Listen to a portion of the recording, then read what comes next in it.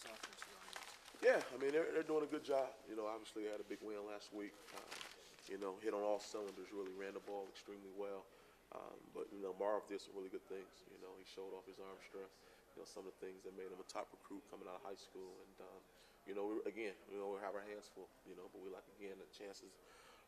The fact that they're coming to our house, and it's our seniors' last game, we're excited about that opportunity. Seems like they're pretty settled with Marv. They've had a lot of turnover there at quarterback. How do you prepare? Do you prepare for those other guys too?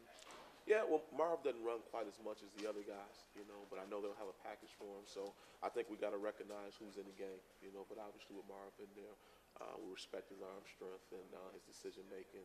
I mean, I think he's really started to separate himself, again, just really with his experience. But, the other two guys, when they come in, they do some good things. And seems to me the coordinator really tries to use those guys for specific things. And we just got to know who's in the game. Seems like Bolden had a quiet year for most of the year, and then last week kind of exploded over 100 yards. How do you game plan against that? I mean, you get this new guy in their offensive game plan. Yeah, well, I think, for the most part, again, they had a new play caller last week, and, I think he did a couple of different things, to try to utilize, the kid, and he showed up and made some plays. So they haven't changed a lot, but they put some wrinkles, to really play to their advantage last week.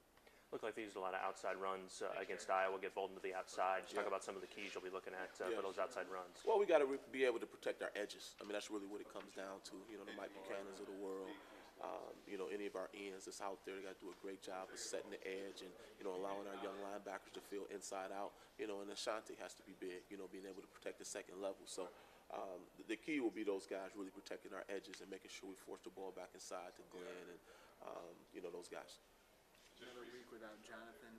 What have you seen out of Mike the last couple of weeks? Has he been improving? Yeah, he really has. He's playing hard, and he's just been so consistent. I mean, that's just really what he's been. And, you usually don't see that from a freshman, so that's been great. But will we like John out there? Obviously, yes, but at the same time, life goes on, so we got to be ready to play with what we got, and we have great confidence that those guys can get the job done. What have you thought of your pass rush? Do you evaluate that the last couple? How do you get that going? Well, it is what it is at this point. We try to create different matchups, from different pass stunts, making sure we're moving Mike around to give him a chance to win. But at the end of the day, we talk about it every week. When we get a chance to get matched up one-on-one, we got to win, second and third level, But I don't question how hard they're playing. They're trying. They're playing as hard as they can. Hopefully we'll start to reap some of the benefits though this weekend.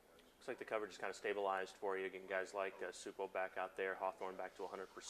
Looks like that's kind of stabilized here for you the last couple of weeks. Yeah, it's been a little bit better. It's just more consistency, because the guys have been in and out, in and out.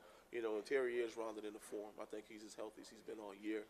Shoot still got some nagging different things, but he's been a warrior. He's done everything we've asked him to do, and I don't think we can ask much more of him.